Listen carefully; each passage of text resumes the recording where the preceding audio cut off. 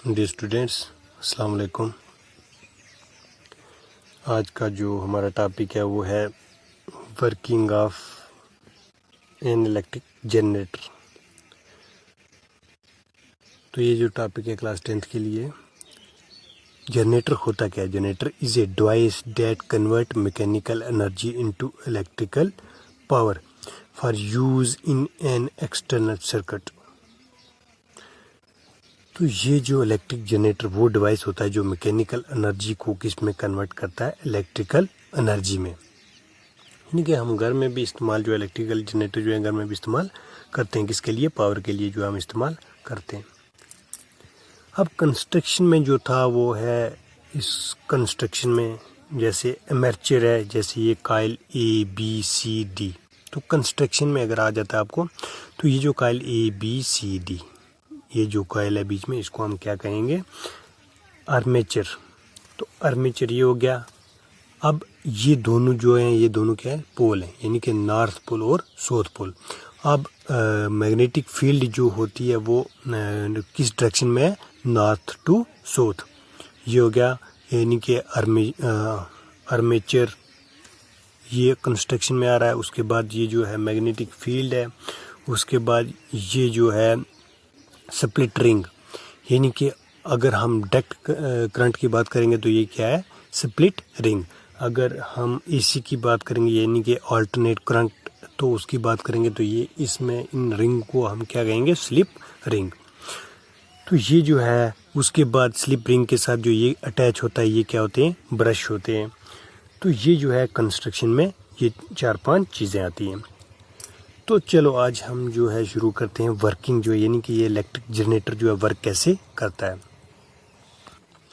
देखो बच्चों, जो भी है इलेक्ट्रिक जनरेटर होता है उसमें क्या होता है कि 2 पोल्स जो हैं साथ में साइड पे होते हैं, यानी कि नॉर्थ पोल और साउथ पोल। और इलेक्ट्रिक जनरेटर जो होता है इसमें प्रोड्यूस की जाती है, यानी कि जो है इलेक्ट्रिसिटी प्रोड्यूस की जाती है किससे? From magnetism.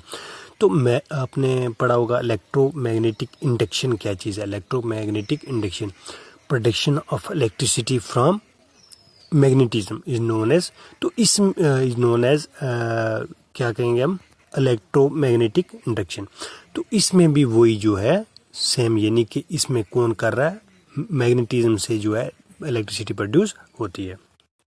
और ये मैग्नेटिक फील्ड जो है दोनों बीच पोल्स के बीच में जब कट होती है तो वो इंटरफेयर करता है इलेक्ट्रॉन्स के साथ। कंडक्टर में जो है इलेक्ट्रॉन के साथ क्या करता है? इंटरफेयर करता है, और ये जो इलेक्ट्रिसिटी जो है उसके अंदर प्रोड्यूस करता है। तो जब ये जो हो गए नॉर्थ पोल है, नॉर्थ पोल के बाद ये जो कॉइल जिसको हम क्या कहते हैं? आर्मेचर कहेंगे। तो ये जो है आर्मेचर के साथ यहाँ पे स्प्लिट रिंग लगे हुए हैं। स्प्लिट रिंग, इसको हम क्या कहेंगे? Split ring. तो ये लगे हुए हैं।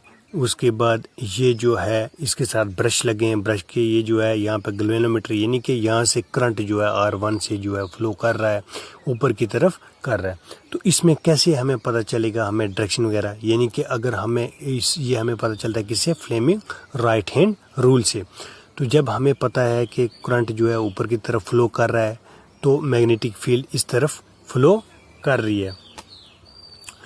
तो ये जो है, यानी कि अगर करंट ऊपर की तरफ जा रहा है तो ये किसकी तरफ फोर्स जो है कहाँ लगेगी? ऊपर की तरफ जो है फोर्स लगेगी, यानी कि इस तरफ ऊपर की तरफ जो है फोर्स लगेगी। अगर जो है करंट जो है नीचे की तरफ फ्लो कर रहा है तो फोर्स कहाँ लगेगी? डाउनवर्ड, यानी कि नीचे की तरफ और डाउनवर्ड, यानी कि डाउनवर्ड दूसरी जैसे करंट है इस तरफ नहीं, नीचे की तरफ जो है वो फोर्स लगती है। तो जैसे कोई चीज़, किसी चीज़ को हम घुमाते हैं, अगर यहाँ पे मेरी ये जो उंगली है यहाँ से ऊपर कोई चीज़ जा रही है, जब मैं घुमाऊंगा इसको तो ये क्या, यानी कि ये ऊपर आ रहा है, तो ये नीचे वाला जो है ये ऐसे नीचे जा रहा है। तो इसी तरह जो है ये काइल जो है, आर्मेचर काइल जो है ये घूमती है। और यहाँ पे ये जो साथ लगे हुए हैं इनको हम क्या कहते हैं? Split ring. और ये स्प्लिट रिंग जो है होते हैं, इनका क्या काम है? ये डायरेक्शन को चेंज करते हैं, यानी कि हर हाफ रोटेशन के बाद जो है इसमें करंट की डायरेक्शन को चेंज करते हैं। जैसे ये जो जब करंट इसमें फ्लो करता है, यानी कि जब इसमें करंट फ्लो करता है, ऊपर की तरफ जा रहा है, करंट फ्लो करेगा, तो ये कैसे घूमती है? ये जो कायल बीच में ये किसकी तरफ ऐसे घूमेगी, कायल जो है यानी कि क्लॉकवाइज जो है ये घूमती है। और करंट जो है फ्लो कर रहा है A टू B और यहाँ से जो है फ्लो कर रहा है C टू D। तो ऐसे ये जो है करंट फ्लो कर रहा है। तो हम ये कह सकते हैं अगर करंट जो है फ्लो अपवर्ड कर रहा है तो यानी कि इनटू स्क्रीन, अगर डाउनवर्ड है तो ये क्या हो गया, out of screen. Out of screen का मतलब हो गया अगर ये करंट ये इसके नज़दीक है तो ये किसकी तरफ जाएगा, दूसरी इसकी तरफ जो है जा रहा है, यानी कि into screen and out of the screen. और जब ये कायल घूम के यानी कि क्लॉकवाइज घूम के वर्टिकल पोजीशन में होगी, वर्टिकल हो गया यानी कि ऐसे सीधे, ताकि हमें जो है हमें पता नहीं चल रहा बीच में ये जो आर्मेचर कायल है ये दो यानी कि ये इसके दो पोर्शन है या एक ही है। तो हमें जब ये एक मिलेगी उस वक्त क्या होता है कि ये जो मैग्नेटिक फील्ड जो है दोनों पोल्स के बीच में जो है मैग्नेटिक फील्ड जो है ये कट हो जाती है।